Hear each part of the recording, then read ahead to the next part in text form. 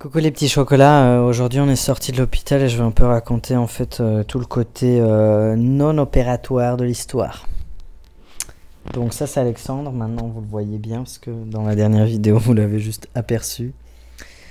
Donc pour parler un petit peu du non opératoire, le premier jour quand on est arrivé on nous a fait monter en chambre et c'est là qu'ont commencé les histoires avec l'infirmière de merde. À chaque fois que je posais des questions, en fait, elle me disait don't worry, et elle se barrait. Donc voilà, moi je veux bien ne pas m'inquiéter, mais ça m'inquiète. Hein.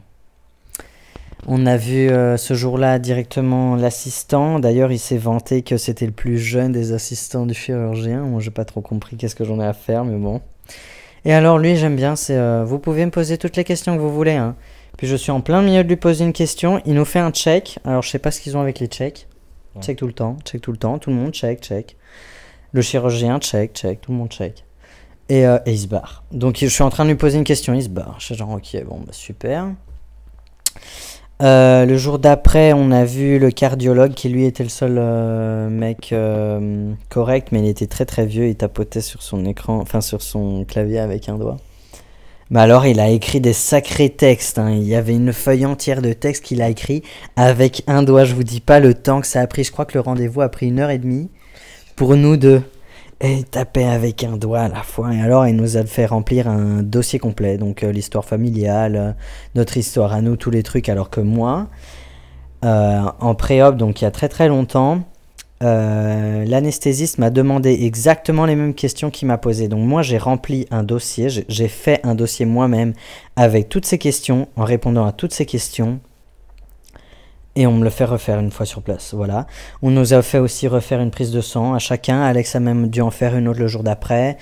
On nous a fait refaire un électrocardiogramme et tout. Donc en fait tout ce qu'on a fait en Europe, on a dû le refaire ici. Bon, on va dire que c'est plutôt positif parce que ça veut dire qu'ils vérifient bien qu'on est en bonne santé pour faire l'opération. Donc, je trouve pas ça mauvais, mais je trouve ça un peu gros quand même de nous faire tout faire pour nous faire tout refaire quand même. Mais bon. On a ensuite vu le chirurgien ce jour-là. On a vu l'anesthésiste ce jour-là aussi. D'ailleurs, le jour d'avant, on avait aussi croisé une autre des assistantes. Alors, je sais pas trop combien d'assistants il a, mais il y en a un paquet. Hein. Il y a au moins 2 femmes et un homme. Ah non, il y a 2 hommes et 2 femmes. Le chirurgien, l'anesthésiste. Ouais. Ouais, voilà. Enfin, il y a un sacré paquet de monde. Donc, le jour d'après, on nous a monté dans une autre chambre. Et en fait, nous, on a sorti toutes nos affaires dans la chambre.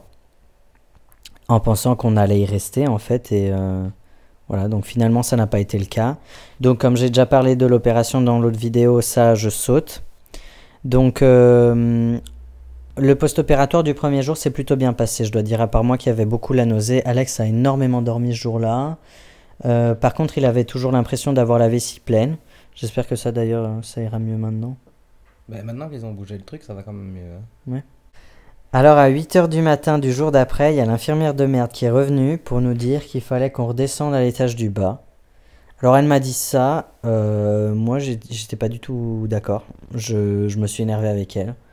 J'ai demandé qu'est-ce qui se passait, tout ça qu'on nous avait pas prévenu et tout. Et en fait, voilà. Apparemment, il fallait qu'on descende parce qu'on était à l'étage de l'opération et il y avait besoin de ces chambres-là pour les autres personnes qui se faisaient opérer et tout. Et il fallait donc qu'on descende. Mais personne nous a prévenu, donc nous, on avait déjà sorti tous nos affaires. Et on a ensuite... nous, on n'a rien pu préparer d'ailleurs. On nous a dit, non, vous inquiétez pas, on va tout faire. Moi, je suis pas fan. D'ailleurs, évidemment, on est arrivé dans la chambre, il y avait la moitié des affaires qui n'avaient pas été prises. Moi, ma valise à moi était restée là. Alors, ouais, ils sont super observateurs, les gens, là. Hein. Ils ont laissé complètement une valise entière, tout va bien. En haut. Ensuite, ils ont foutu nos affaires un peu comme ça, quoi. Alex, il trouvait plus ses lentilles qui étaient en dessous de mes trucs à moi. Enfin, c'était un peu n'importe quoi. Voilà, on nous a pas vraiment laissé le choix, donc on nous a descendu. En fait, on a marché jusqu'à notre chambre, et à partir de là, plus personne vidait notre sonde urinaire. On a dû le faire nous-mêmes. Hein. On se levait 4-5 fois par jour, si pas plus, pour aller vider notre sonde urinaire. Écoutez, moi, je sais pas trop ce que vous en pensez, mais voilà. Et en fait, je crois que c'est à partir de ce jour-là que les vrais problèmes ont commencé, parce qu'en fait, on ne prenait pas du tout soin de nous. Je demandais des antidouleurs, parfois on me les donnait pas. J'ai demandé à changer mon IV à 3h de l'après-midi, on me l'a changé à 7h du soir. Il nous a pas lavé. On nous a pas lavé, personne nous a aidé à nous laver. J'ai demandé même 2 fois des gants de toilette pour toi, on nous en a pas donné parce que Alexandre avait pas pris de gants de toilette. Ouais, donc il y a ça. À midi, quand même, on nous a laissé le choix de la bouffe, donc ça c'était sympa. Mais ouais, une seule fois parce qu'aujourd'hui à midi, on nous a pas laissé le choix. Mais au matin, ils nous donnaient toujours un truc graisseux, une pâtisserie, je sais pas trop, un peu bizarre d'ailleurs. Et un gros verre de yaourt à boire, mais c'est même pas du yaourt genre le Yop quoi, c'est un vrai yaourt consistant à boire. Impossible à boire.